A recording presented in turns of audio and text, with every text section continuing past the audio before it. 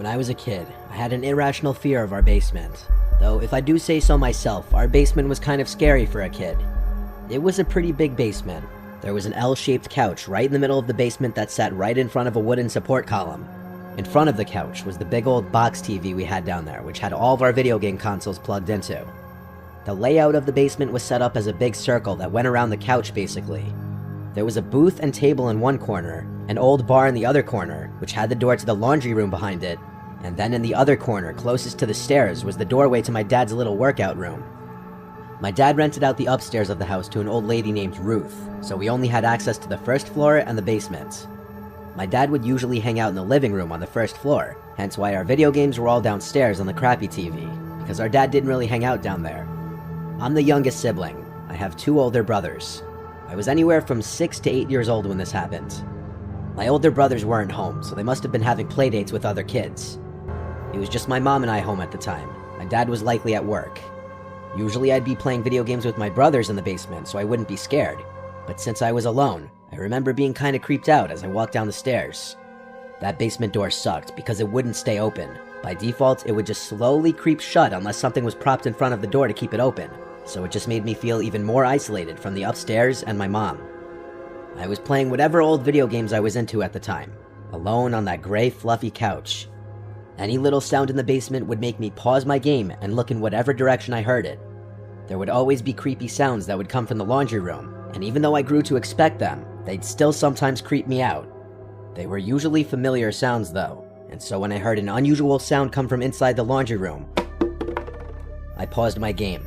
It wasn't the sound of the laundry machine or the boiler clacking. It was the sound of something dropping to the floor and bouncing once or twice. I remember jumping off the couch and running upstairs to find my mom, saying there's someone in the basement. And I remember my mom's calm reaction, asking me what happened, and then explaining to me that nobody is down there. To make me feel better, she went back down to the basement with me, and she opened the door to the laundry room, turned on the light, and looked inside for a few seconds. Then she shut the door and said there's no one in there. So naturally, I felt better, and she went back upstairs, and I went back to playing video games. I can't remember how much time passed before I went back upstairs to eat a snack. My mom was already preparing dinner.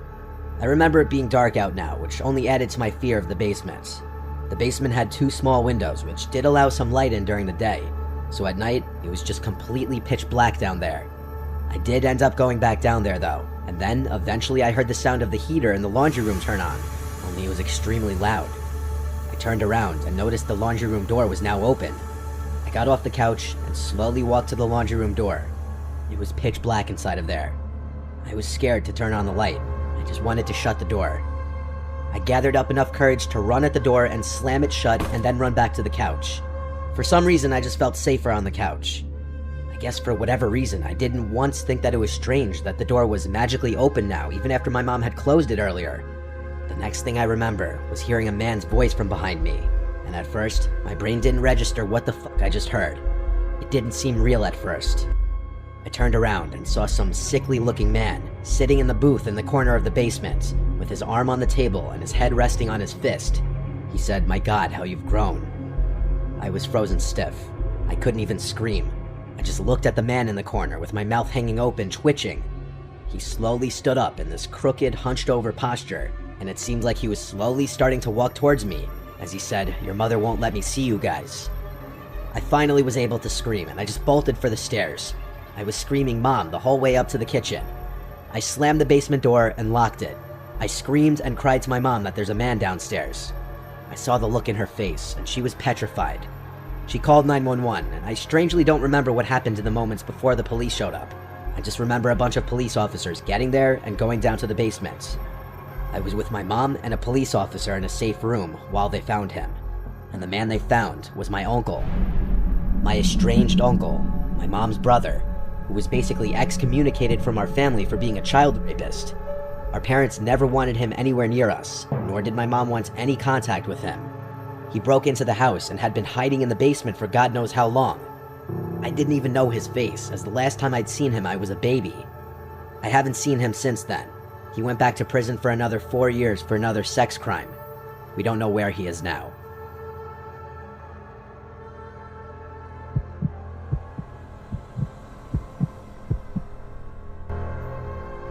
It was approaching Halloween. We were in the middle of October. My cousin Andy's birthday is October 15th, so for his 12th birthday, we all went over to our Uncle John and Aunt Melissa's house as they were throwing him a family birthday party. We have a pretty big family, and so our family gatherings can often get hectic. It was still warm outside, so the party was mostly in the backyard. Their house is pretty big, and we always used to love playing hide-and-seek type games because of it. Andy and I are the same age. My older brother Chase is 2 years older than me. He would play with us too. Our other cousins were a little older, but they'd still play with us too. We'd just make teams and take turns as hiders and seekers and give each other time limits to find the opposing hiding team. If you were found, you'd have a chance to run outside to the backyard to be safe if you managed to not get tagged. We could use the whole house minus our aunt's and uncle's bedroom, and I'm not exaggerating when I say there were hundreds of places to hide. In the basement, there's a separate room that's considered Aunt Melissa's fashion room, as we call it. She's a fashion designer, and inside of it she has a bunch of mannequins with different pieces of clothing she's designed. Some are full-body mannequins, others are just torsos without heads and regular stands underneath them. She also has some studio lights, some official camera equipment, and a green screen drop. We had been playing the game for a little while already. Chase and I were hiding now. We both chose to hide in the basement. Chase hid somewhere in the main section of the basement while I hid in the fashion room. I actually grabbed 2 blankets from the ottoman in the basement and brought them into the fashion room. One for me to hide under, and the other one I was going to throw over one of the mannequins as a decoy. With the blanket thrown over it, it genuinely looked like it could be a person hiding underneath. I thought it would be a funny little gotcha moment whenever someone yanked the sheet off of it.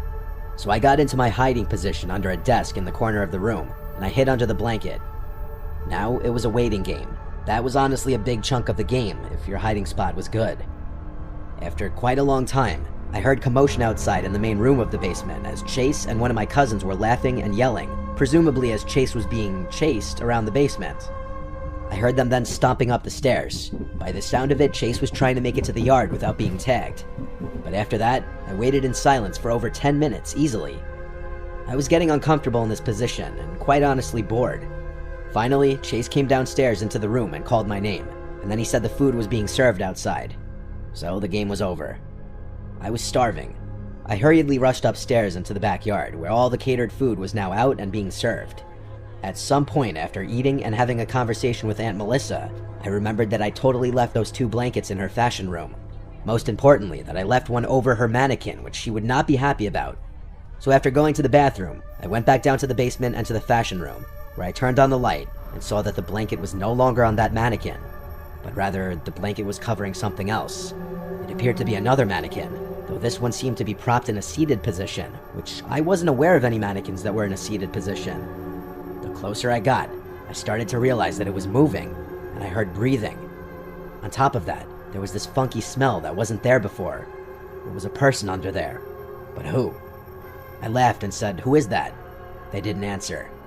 I felt this feeling of uneasiness growing in my stomach. I looked down to see if I could see the shoes they were wearing, but what I saw was the bare feet of a black person. Nobody at this party was black. I turned and headed for the door. I rushed back outside and said to my uncle to call the police, there's someone in the basement. Others overheard me and panic quickly ensued. My uncle and a few others rushed down to the basement. I followed behind. When we got to Aunt Melissa's fashion room, the blanket was now on the floor, and whoever was underneath it was gone. I swore up and down someone was just underneath it, explaining the bare feet and the smell. A bunch of family members searched the whole house, and ultimately my uncle called the police, taking my claims very seriously. When the police showed up, it was kind of a whole scene and everyone at the party was concerned. Neighbors even came out to see if everything was okay. Every possible hiding place was checked, and no one was in the house. I didn't make it up though. It was genuine what I saw, and I just wish he did turn up so that everyone would have seen I was right. Even if mostly everyone did believe me, I still just wanted them to see what I saw for themselves. During parties, they'd leave the doors unlocked since families circulating in and out for hours, so it's no shocker that someone off the street could have just walked right in. Maybe a homeless person, which would account for the smell. The whole thing still just felt so crazy, and it's a haunting memory for sure.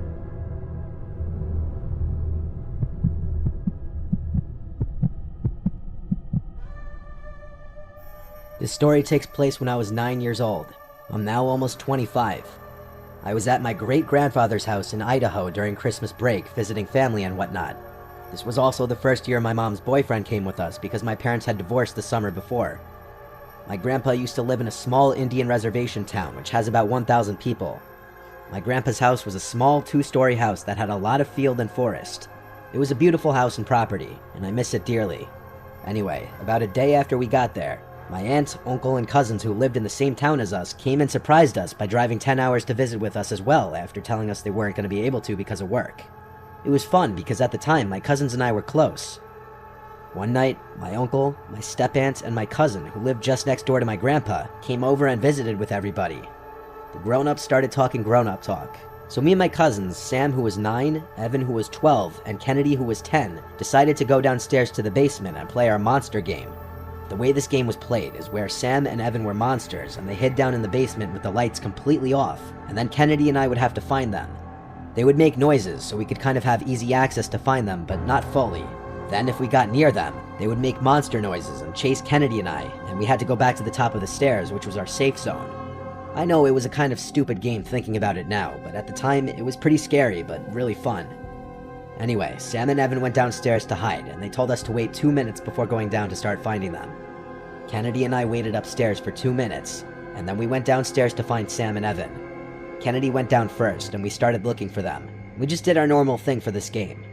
It was completely pitch black downstairs. The only light down there was the pellet stove and the moon shining through the window. Although we knew it was just our cousins hiding, it was still pretty scary just because it was pitch black and completely silent. About 5 minutes later, Sam and Evan jump out and scare us, and then they chased us. We go back upstairs and decided to play another round. We did our normal thing by waiting for 2 minutes, then heading downstairs. This time, I went first. As we went downstairs, we heard Evan or Sam hit the wall, which made me jump. We continued walking down, when I noticed a figure standing outside the window. I stopped walking and put my hand out to stop Kennedy. She got a little irritated and said, "Come on, why are you stopping?"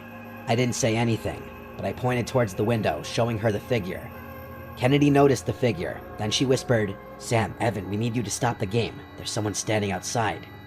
Surprisingly, Sam responded to us. I figured he would have wanted to continue the game and not say anything. He said, "You guys are lying, you're just scared." I was starting to get upset because they wouldn't believe us. "Guys, seriously, look at the window above the TV." Then we saw Sam and Evan emerge from underneath the ping pong table my grandpa had for us, and they looked up. Evan just laughed a little and called us pussies, saying it's probably Uncle Stan just outside smoking. I knew it wasn't my Uncle Stan because he always smoked outside on the front porch, right by the front door. I then told Evan that. Sam then said very annoyed, then it's probably Grandpa just checking out the house because you know him. He's always checking to see if the house has any problems. If you guys are worried about it, then go upstairs and check. I then go upstairs to check, but I pretend that I'm just looking for something. I go into the living room, and everyone I knew that was there were all in the living room. It wasn't my Uncle Stan, nor my grandpa, or anybody. Everyone was sitting in the living room. My stomach dropped. There was definitely someone out there. I didn't want to tell the adults because I was worried they wouldn't believe me. I go back downstairs as I'm shaking, and I tell them, "Guys, everyone's in the living room. No one is missing. There is someone out there." Sam and Evan finally realized this wasn't a joke, and their jokish facial expressions turned into scared expressions. Kennedy began to cry a little. I told her not to make too much noise. We all went to the top of the stairs to figure out what we should do. Of course, Sam and Evan were giving dumb ideas like shooting the guy or something. We didn't want to tell the adults, so we just stayed at the top for 5 minutes. Then we went back down. When we were back down, the figure was gone. We assumed that the figure just left and went their way. We decided we didn't want to play the game anymore, so we would just play ping pong instead. We turned the light onto the basement, and when they come on, we noticed the window was cracked open. I thought to myself, was the window cracked open this whole time? I looked towards the furniture, and my heart suddenly dropped.